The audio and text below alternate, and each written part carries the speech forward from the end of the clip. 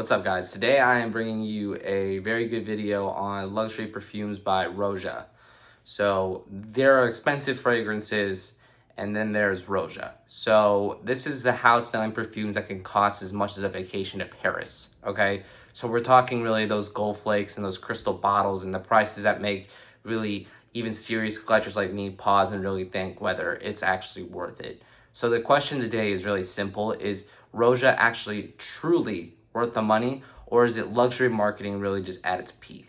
So before we go deeper, I know this is a quick shift from what we usually do on this channel, but most of you know that I live in the world of Boudicca. So that house sits at the center of my collection and most of our deep dives, but today's going to be intentionally different. So if you care about Boudicca, you actually need to understand Roja.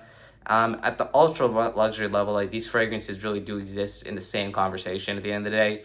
I mean, they compete for the same collectors, the same budgets, and the same role inside a luxury fragrance wardrobe. And really what we're talking about is how Boudicca always represents bold, modern luxury perfumery, and Roja is going to represent really that classical luxury and the traditional haute perfumery. Understanding Roja helps you understand the entire top tier of perfumery. So today we're going to step to the other side of ultra luxury fragrance. So Roja Dove nearly spent 2 decades working at Guerlain before launching his own house in 2011, and the brand positions itself as really this modern haute perfumery and luxury inspired perfumery by classical French traditions. So this is not mass perfumery, this is really luxury perfumery from the ground up.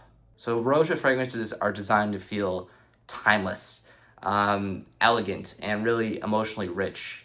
So the brand intentionally sits at the very top of the luxury pyramid, and that positioning is critical to understanding the price. So let's really ground this in terms of reality. Roja pricing really ranges from like a few $100s to several thousand, and you have fragrances like really like Enigma and Oud in the hundreds range, and then you can move into the higher range of like $1,000, and then you move into the extreme end like Hot Luxe here, which is thousands of dollars. So the real question becomes, what are you actually paying for? Roja fragrances are often really like extremely complex and built around classical structures like crypts, orientals, and florals. So the styles that historically use expensive natural materials, and this perfumery is rooted in such a luxury level of tradition that it outperforms almost every other brand out there. So Roja fragrances are not designed for mass appeal. They're designed to feel really just like refined, polished, and timeless at the end of the day. Let's talk about the exclusivity and the presentation, because this is where the honesty truly matters when you're talking about this house.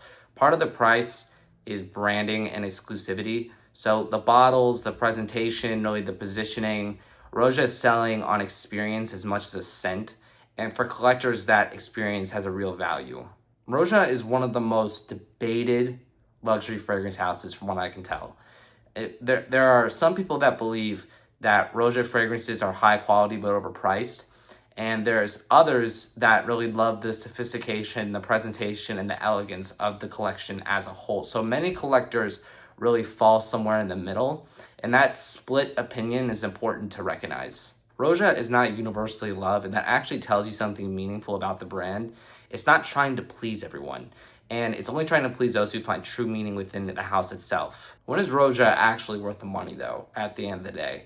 Roja makes sense if you're a collector, if you're someone who values luxury objects where the presentation and the exclusivity matters, if you're someone who values artistry over value, and you're not buying price or performance, you're buying really the craftsmanship and the experience.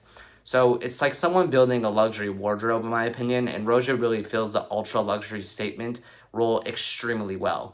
And this fragrance is not meant for everyone, but for those who truly value ultra high-end perfumery.